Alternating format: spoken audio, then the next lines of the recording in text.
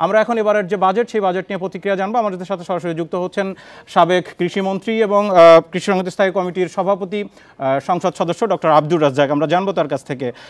Doctor Abdur Razzak, আপনাকে স্বাগত জানাচ্ছি। এরই মধ্যে রাজনৈতিক নেতারা প্রতি বছরের মতো এবছরও নানান ধরনের প্রতিক্রিয়া জানিয়েছেন।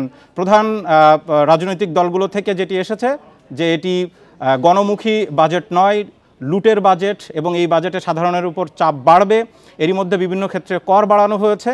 সুতরাং সেই প্রশ্নের উত্তরটা আগে একটু জানতে চাই, সরকারের জায়গা থেকে কিভাবে ব্যাখ্যা করবেন?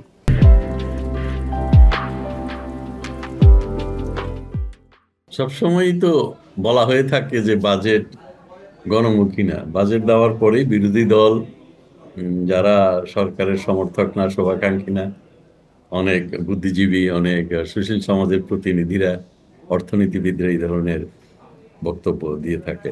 তো সেটা আমি গতানুগতিক, এটি নিয়ে আমি অতটা বেশি মনে করছি না।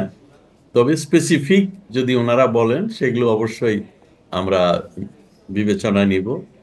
এই বাজেট আজকে উপস্থাপন হয়েছে, 1 মাস ধরে প্রায় আলোচনা হবে। আলোচনার ভিত্তিতে যদি কারো কোনো ভালো সুপারিশ থাকে, নিশ্চয়ই সেগুলো সরকার, অর্থ মন্ত্রণালয় গুরুত্ব সহকারে নেবে এবং সেগুলো পুনর্নির্ধারণ করবে, পুনর্বিবেচনা করে।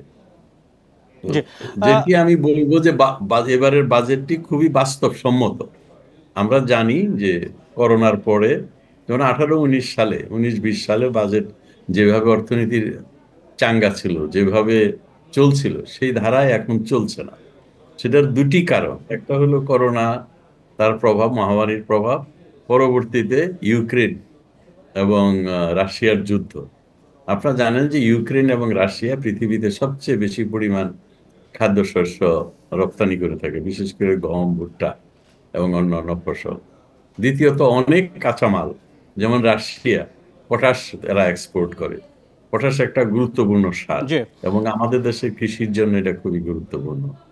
তেলের দাম তো আছে, সেটা আমরা জানি। এই সমস্ত কারণে জিনিসপত্রের দাম বেড়েছে, সরকারকে অনেক বেশি ভর্তুকি দিতে হয়েছে।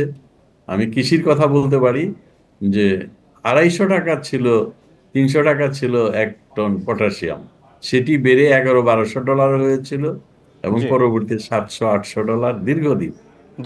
এই যে বাড়তি খরচের বোঝা, তেলের দাম বাড়ার ফলে বিদ্যুতের উপরে যে প্রভাব এসছে। ডক্টর রাজ্জাক, আপনি যেমনটা কৃষির কথা বলছিলেন, গতবারের থেকে এবার 2888 কোটি টাকা এবার বাজেটে বেড়েছে কৃষি খাতে। একটু জানতে চাই, খুবই সংবেদনশীল একটি প্রশ্ন যেটি নিয়ে আলোচনা হচ্ছে। সরকার দুর্নীতির ক্ষেত্রে 0 টলারেন্স ঘোষণা করেছে অনেক আগে থেকেই, কিন্তু কালো টাকা সাদার ক্ষেত্রে বলা হয়েছে 15% কর দিয়ে এই সম্পদ সাদা করা যাবে, বৈধ করা যাবে, যে ক্ষেত্রে কেউ কোনো প্রশ্নও তুলবে না যে কোত্থেকে আসলো টাকা, কিভাবে এটি ইনকামটা কিভাবে তিনি করলেন। এটি আসলে দ্বিমুখী নীতি হয়ে গেল কিনা? এটা বহুল আলোচিত একটা বিষয়। এর আগেও বিভিন্ন সরকার এটি করেছে, আওয়ামী লীগ সরকার, বিএনপি সরকার, তারাও করেছে। বাস্তবতার নিরিখে কালো টাকা অনেকেই নানানভাবে টাকা হয়, তারা তাদের আয় দেখায় না, ইনকাম ট্যাক্সে কম দেওয়ার জন্য নানানভাবে তারা টাকাকে লুকিয়ে রাখে। এই সুযোগটা তাদেরকে দেওয়া হয়েছে। অনেক সময় বৈধ টাকাও তারা দেখায় না। কাজে এটা একটা তাদের জন্য সুযোগ বলে আমি মনে করি। আছে কিছুটা খারাপ দিক আছে, এটা অস্বীকার করা যাবে না। একদম যেটা ভালো, কিছুটা তো দ্বৈততা আছে। তবু বাস্তবতার খাতিরে আমাদের এই সময় রেভিনিউর ঘাটতি রয়েছে। এই সকল দিক বিবেচনা করে আমার মনে হয় যে সরকার এই সিদ্ধান্তটি নিয়েছে। এবারের বাজেটে তো সবচেয়ে বেশি যে চ্যালেঞ্জটি ছিল যে মূল্যস্ফীতি নিয়ন্ত্রণ করা, 6.5-এ লক্ষ্যমাত্রা নির্ধারণ করা হয়েছে, এবং এক কথা এটাকে অসম্ভব বলছেন বাজেট বিশ্লেষকরা। তাহলে কি মানে এটা কথার কথা হয়ে গেল? মূল্যস্ফীতির বিষয়টা আমি বলছি যে কৃষি পণ্য, যেগুলো চাল আমাদের মূলত মেইন কৃষি পণ্য, শাকসবজি, আলু, বিভিন্ন, এগুলোর দাম অনেক বেশি।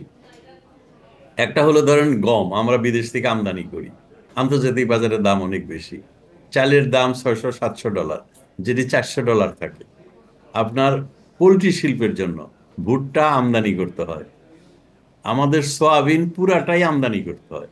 এবং এত বড় পোলট্রি শিল্পের প্রোটিনের মূল সোর্স হলো এই সয়াবিন, এটা ব্রাজিল, ইউএসএ বিভিন্ন দেশ থেকে আনা হয়, ইন্ডিয়া, যেটা আগে আপনার 25-30 টাকা কেজি ছিল, সেটা এখন 50 থেকে 60 টাকা কেজি, ডাবল দাম বেড়েছে। জি এই যে দাম বাড়ার, আন্তর্জাতিক বাজারে তেলের দাম বাড়ার, সার্বিক ডলারের একটা বিষয় রয়েছে, জি। এবং যে মুদ্রাস্ফীতি, এই মুদ্রাস্ফীতির কারণগুলো আপনাদেরকে গভীরে যেতে হবে। ডক্টর আব্দুর রাজ্জাক, আমাদের হাতে একদম সময় নেই, নিশ্চয়ই আরো বিশ্লেষণ আপনার কাছ থেকে শোনা যেত। অনেক ধন্যবাদ আমাদেরকে সময় দেওয়ার জন্য।